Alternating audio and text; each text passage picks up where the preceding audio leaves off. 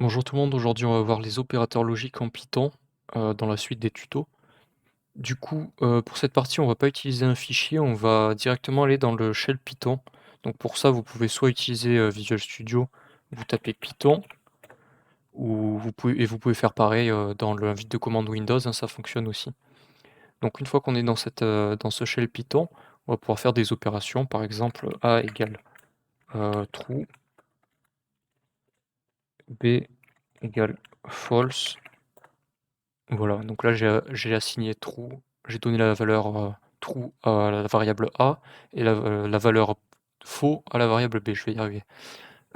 Du coup, on va voir les opérateurs logiques. Donc les opérateurs logiques, c'est ce qui nous permet de comparer 2 valeurs entre elles généralement, voire plus, hein. Heu, donc vous devez déjà en avoir entendu parler même si vous avez jamais fait de code ou quoi que ce soit. Si je vous dis par exemple, A égale B, ça renvoie si A est vrai et que A et B ont la même valeur, ça va renvoyer vrai. Donc par exemple, là, si je fais A égale B, c'est faux parce que A a pour valeur true, B a pour valeur false. Donc si je fais A différent de B, ça renvoie true par contre parce que c'est bien la vérité. A est différent de B. Donc ça c'est différent, égal, égal. Après il y a le supérieur, l'inférieur. Donc A, on va mettre des integers, ça sera peut-être plus parlant. A égale 10, B égale 15.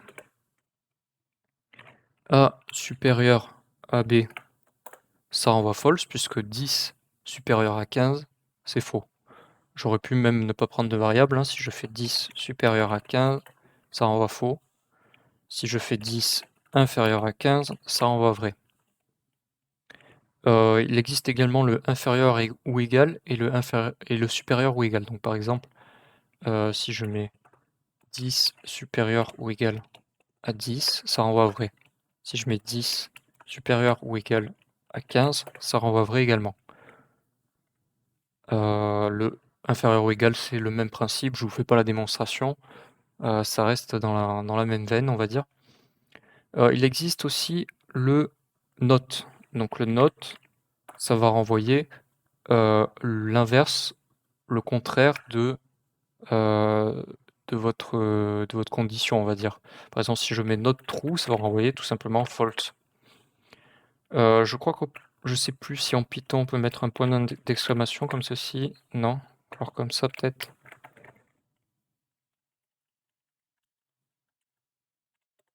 Non plus. D'accord, le point d'exclamation fonctionne pas en Python ou alors je sais pas l'utiliser. Donc il faut bien utiliser note, hein. Après on a l'opérateur logique OU et et. Je vais vous montrer ça.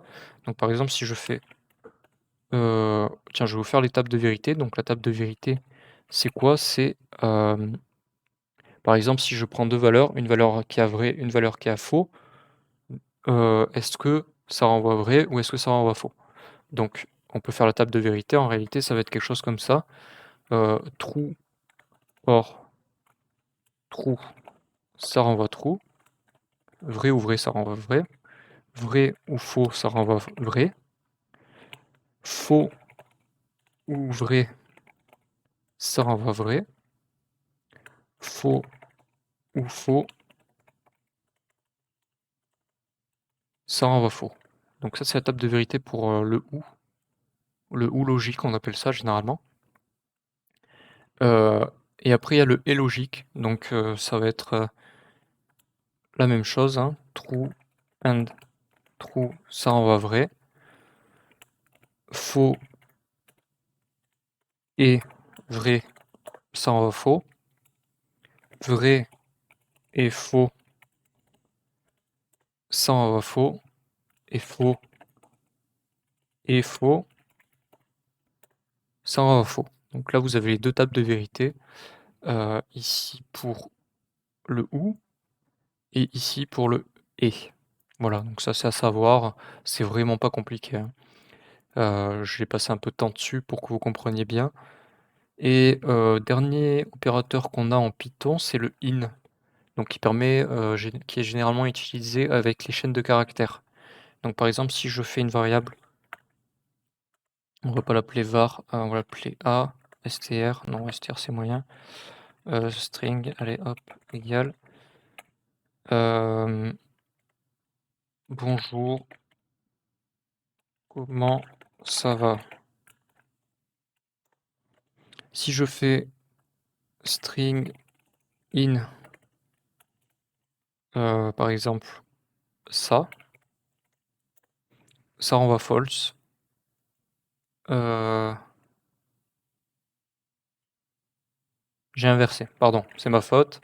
C'est ça in string. Ça renvoie true, parce qu'on a bien ce mot-là, enfin ces caractères-là, quoi. Hop, désolé, j'ai le chat qui voulait rentrer. On a bien, ça qui est dans cette chaîne de caractères comme vous le voyez.